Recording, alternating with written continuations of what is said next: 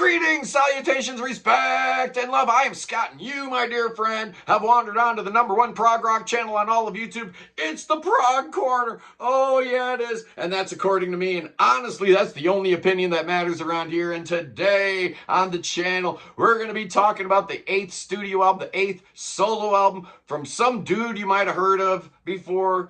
Steven Wilson, I don't know, he's in some band called Porcupine Tree. Anyway, this is his first album since the revival of Porcupine Tree. So, you know, it's being billed as Steven Wilson's return to hardcore prog rock and whatnot. It's 2 songs, right? Like 43 minutes long in total. So it sounds like it's got all the makings of a prog rock masterpiece, but is it? Oh, I've got concerns. I've got questions. I'm not sure. So who's playing on this album? What's the deal here? It's called The Overview, and it comes out March 14th. And obviously, Steven Wilson does most of the heavy lifting. And he's got with him his Porcupine Tree touring member, Randy McStein, plays a lot of the guitars and does a whole bunch on this record. Adam Holzman on keyboards. He kind of is the dominant instrument throughout the album. His keyboards are the only thing that's really ever present on this album. And his son Russell does most of the drumming, which is weird because you've got Craig Blundell, and I gotta say, this cat, Russell Holzman, I can certainly understand why Steven Wilson wanted him to do the heavy lifting on most of the drumming on this album, because he's amazing. It's so good. He's great. He really is. You also have Theo Travis on here. I don't hear him. I guess he's at the tail end of the second song. I'm listening. I don't hear it. You got a guy named Nico Stonev does a guitar solo. Steven's wife, Rodham, does like some of the narration. And you've got none other than Andy Partridge wrote some lyrics and does some backing vocals. I don't hear his backing vocals, but man, oh man, his lyrics might be the highlight of this whole album. So, you know, the whole idea here, the overview, is something that astronauts kind of feel when they go out into space, and they feel just how small they are, how small mankind is, and how big the universe is. You know, kind of a cool idea for a prog rock concept album, I guess, but, you know, you got to deliver the goods here. And does he? Well, it starts out with the first track. It's called Objects Outlive Us. It's the longer of the two. This was like 23 minutes long. It's cut into 8 different sections.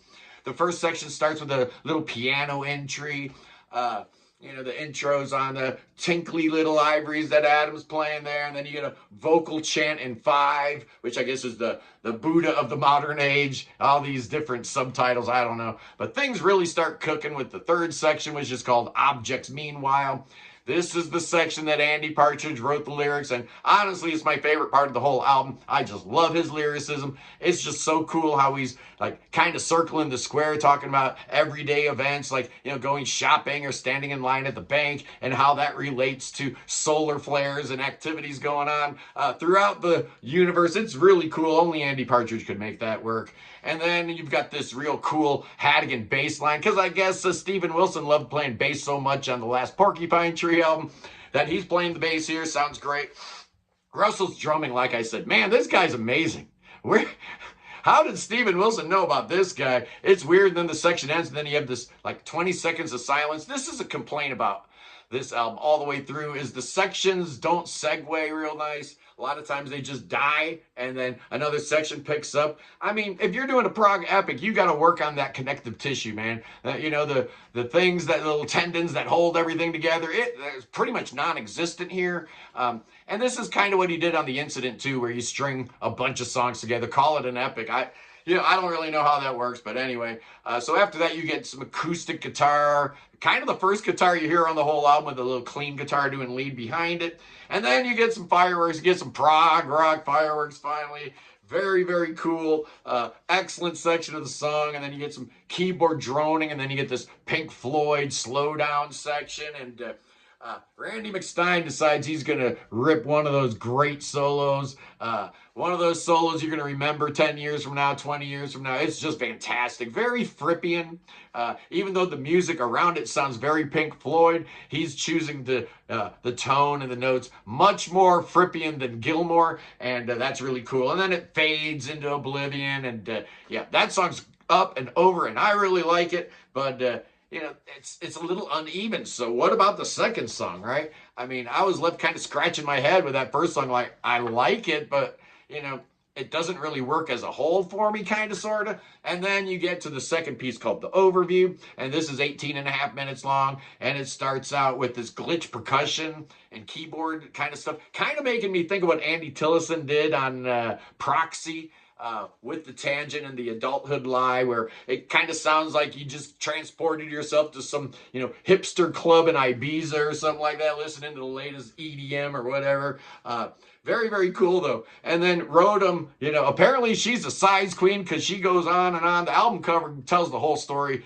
She goes through a litany of different celestial bodies and their relative size. Size doesn't matter, man. What are you talking about? It's just interesting. But it goes on a little bit long. Finally, at the 5-minute mark, you get an actual song, and it's real simple. And I guess this is where Craig Blundell actually is drumming here. And we finally get a song, and it's a 4-1-5 chord progression in F. It's like, okay, couldn't be any simpler than that. And we're in 4/4 too, which only adds to that simplistic nature of the song, which is cool. I actually kind of like the mid-tempo nature of this piece. It's kind of cool. You get acoustic guitar, and you get a Rhodes keyboard going on there, and then you get the Nico, what's his name? Nico Sonev. He rips off an amazing solo here, and then the club returns with the glitch percussion and the keys, all that weird stuff, and Rotem starts going through her whole list of the relative size of stars and Betelgeuse and Polaris and Sirius, all that kind of stuff, and at the end of that, you get some really proggy drums. Finally, like the glitch drums give way to some really good, powerful drumming, and you get some real proggy goodness in this section. We're in G here, but it's 7/8 meters, so it definitely gives it that real proggy kind of feel. And then Randy McStein lays down another solo, and then you get an Adam Holtzman solo that actually kind of steals the show, right? This is the highlight right here. We needed some cool proggy goodness, and we get it towards the end of this song. That solo from Adam Holtzman is just amazing. Then you get this really cool, like, it sounds like a mandolin, but I guess it's a ukulele. Randy McStein playing a ukulele. It's just awesome, man. It's so cool. You're still in 7/8 time there. Very, very cool. I wish they would have played around a little bit more with that section and developed it a little bit more, because it's a lot of fun. And then Rotem finishes up her litany of, sized objects in the universe. And then for some reason, the album ends with like a 3.5-minute keyboard drone, which, I really don't care for, man. After about 30 seconds of it, I find myself, hitting stop, So this is a short album already, and you've got some moments that are just, I'm sorry, there's some boring moments on here. There's some things that I just wish they would have trimmed off. So the question is, if you trim off some of that fat, some of that filler, now you've got a 30-minute album. It's starting to seem to me like he didn't have enough ideas for this album. And if you really look at the way these songs are structured and the instrumentation and the arrangements of these, very sparse, right? Very little guitar outside of the guitar solos and a couple sections where you have a little strumming guitar going on. Very little guitar. These songs are completely based around piano and keyboard for the most part. There's a couple sections where like the Hannigan type bass line, but pretty much the keyboards drive this whole thing, and mostly it's piano and Rhodes. So, it doesn't give you as proggy a feel as you really would have thought when you look at the track listing here. But, I do dig this album, man. I've had it for a couple weeks now, and I've been, digging into it and talking to my prog colleagues, and we're all like scratching our heads like what to make of this album. I mean, I kind of, when I heard about this, I figured it'd be, kind of like The Raven or Hand Cannot Erase, but, blown up into, super sized progness. And you kind of don't get that. You get just like a bunch of sections kind of put together, smashed together. It sounds good. It's well produced, but, there's moments that I just wonder, why did we put this together as one song? It might have worked better, as 4 or 5 songs instead of as 2 songs. Certainly would have probably worked better putting it on vinyl vinyl, right? Because you got that uneven, 23 minutes and 18 minutes. But, we're not talking about 8-track tapes there. This would, remember how that used to always go? Anyway, so what is my score? I mean, I